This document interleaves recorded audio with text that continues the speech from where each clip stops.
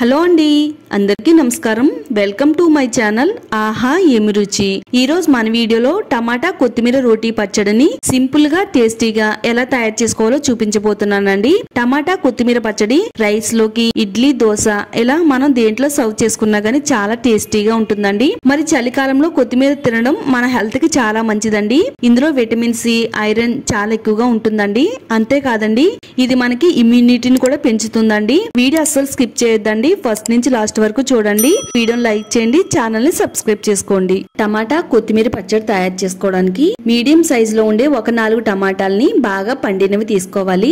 నిమ్మకాయ సైజ్ అంతా చింతపండు, ఒక 20 వరకు పచ్చిమిరపకాయలు, ఒక పెద్ద సైజు కొత్తిమీర కట్టను తీసుకోవాలి. కొత్తిమీరని శుభ్రంగా నీట్ గా క్లీన్ చేసుకుని ఇలా చిన్న చిన్న ముక్కల కింద కట్ చేసుకోవాలి. తర్వాత పచ్చిమిరపకాయలను కూడా ఒక 2గా కట్ చేసుకుంటే నూనెలో వేసేటప్పుడు పేలకుండా ఉంటాయండి.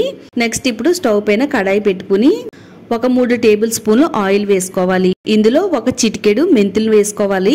మెంతులు మరి ఎక్కువగా వేసుకోకూడదండి. తర్వాత ఒక టేబుల్ స్పూన్ జీలకర్ర, ఒక 1/2 టేబుల్ స్పూన్ ఆవాలు, ఒక 2 టేబుల్ స్పూన్లు శనగపప్పు, ఒక 2 టేబుల్ స్పూన్లు వేరుశెనగ గుళ్ళు వేసుకోవాలి. ఇప్పుడు ఇవన్నీ కూడా ఆయిల్ లో మంచి గోల్డ్ కలర్ వచ్చేంత వరకు వేయించుకోవాలండి. స్టవ్ ని లో టు మీడియం ఫ్లేమ్ లో పెట్టుకుంటూ వీటిల్ని వేయించాలి. ఇవి సగం వేగిన తర్వాత ఇందులో ఒక 5 వెల్లుల్లి రెబ్బలని పొట్టువలసిన వేసుకోవాలి. వెల్లుల్లి రెబ్బలు కూడా వేసేసుకుని వీటిలో ఉండే పచ్చిదనం అంతా పోయేంత వరకు చక్కగా వేయించేసుకోవాలండి. అన్ని కూడా బాగా వేగిపోయిన తర్వాత ఇప్పుడు ఇందులో 2గా కట్ చేసి పెట్టుకున్న పచ్చిమిరపకాయలు వేసుకుని వేయించేసుకుందామండి. పచ్చిమిరపకాయలు ఉండే పచ్చిదనం అంతా పోయేంత వరకు ఇలా గరిటతో కలుపుతూ వేయించేసుకోవాలి. స్టవ్ ని లో టు మీడియం ఫ్లేమ్ లో పెట్టుకుంటూ వీటిని వేయించుకుంటే ఇవన్నీ కూడా మాడకుండా వేగుతాయండి. ఇవన్నీ వేగిన తర్వాత శుభ్రం చేసి పెట్టుకున్న కొత్తిమీర తరుగును వేసుకోవాలి. నేను ఇక్కడ ఒక పెద్ద సైజు కొత్తిమీర కట్టను తీసుకున్నానండి. కొత్తిమీర వేసేటప్పుడు మనకి ప్యాన్ నిండిపోయినట్టుగా అనిపిస్తుందండి. కొంచెం మంట తగలగానే కొత్తిమీర అంతా కూడా చక్కగా మగ్గిపోయి అడుగు భాగానికి వెళ్ళిపోతుందండి. కొత్తిమీరలో ఉండే పచ్చిదనం అంతా పోయేంత వరకు స్టవ్ మీడియం ఫ్లేమ్ లో పెట్టుకుంటూ వేయించుకోవాలి. కొత్తిమీర వేయించేటప్పుడు కొద్దిగా వాటర్ అనేది రిలీజ్ అవుతుంది. ఆ వాటర్ కూడా ఇంకిపోయేంత వరకు చక్కగా ఈ విధంగా వేయించాలి. ఇవన్నీ బాగా వేగిన తర్వాత ఇప్పుడు వీటిల్ని ఒక ప్లేట్ లోకి తీసుకుని చల్లారి పెడదామండి. ఇదంతా చల్లారాలి. ఇప్పుడు అదే కడాయిలో ఒక టేబుల్ స్పూన్ ఆయిల్ వేసుకుందాము.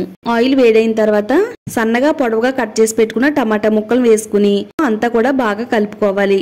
ఇవి ఒకసారి అంతా కలిపిన తర్వాత ఇప్పుడు నిమ్మకాయ సైజ్ అంతా చింతపండును వేసుకుని ఇలా విడదీసుకుని వేసుకోవాలండి. రుచికి సరిపడినంత ఉప్పు, కొద్దిగా పసుపు వేసుకుని చక్కగా అంతా కలిసేటట్టుగా బాగా కలుపుకోవాలి. ఇందులో మనం టమాటాలు ఎక్కువగానే వేస్తున్నామండి. చింతపండును కొంచెం తక్కువ వేసుకుంటే బాగుంటుంది. చింతపండు పులుపు అలాగే టమాటాలు ఈ 2 పులుపు మిక్స్ అవి పచ్చడి అనేది చాలా బాగుంటుందండి. ఇప్పుడు ప్యాన్ పైన మూత పెట్టేసి టమాటాలన్నీ కూడా గుజ్జులాగా అయ్యేంత వరకు చక్కగా మగ్గనివ్వాలండి. మధ్య మధ్యలో గరిటతో కలుపుతూ ఉండాలి. టమాటా గుజ్జు అనేది ఈ విధంగా రెడీ అవుతుంది. ఇలా అయిన తర్వాత స్టవ్ ఆఫ్ చేసుకుని చల్లారి పెట్టుకుందాం. మనం ముందు వేయించుకున్న కొత్తిమీర, పచ్చిమిరపకాయలు, పప్పు దినుసులు అన్ని కూడా చల్లారినాయి కదా.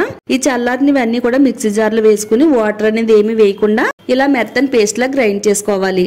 చక్కగా ఇదంతా కూడా మెత్తగా గ్రైండ్ అయిన తర్వాత టమాటా గుజ్జు కూడా చల్లారిందండి. దీన్ని కూడా మిక్సీలో వేసేసుకుని మెత్తగా గ్రైండ్ చేసుకుందామండి. ఇది మీరు కావాలనుకుంటే కొంచెం కచ్చపచ్చగా కూడా గ్రైండ్ చేసుకోవచ్చు. ఇక్కడ నేను వీడియోలో చూపించిన విధంగా గ్రైండ్ చేసుకుంటే పచ్చడి చాలా బాగుంటుందండి. మరీ మెత్తగానే లేదు, అలాగే బరగ్గా కూడా లేదండి. తాలింపు రెడీ చేసుకుందామండి. ఇప్పుడు అదే కడాయిలో శనగపప్పు, ఆవాలు, మినపప్పు ఆయిల్లో వేసుకోవాలండి. తర్వాత ఎండుమిరపకాయలు, ఎల్లుల్లిపాయ, కరివేపాకు, తాలింపుకి ఏమేమైతే వేస్తామో అన్ని కూడా వేసేసుకుని తాలింపు అంతా కూడా ఆయిల్లో బాగా వేగిన తర్వాత ఈ పచ్చడిని ఆయిల్లో వేసేసుకుని స్టవ్ ని సిమ్ లో పెట్టుకుని ఒక 2 నిమిషాల పాటు ఈ ఆయిల్లో పచ్చడి మగ్గనివ్వాలండి.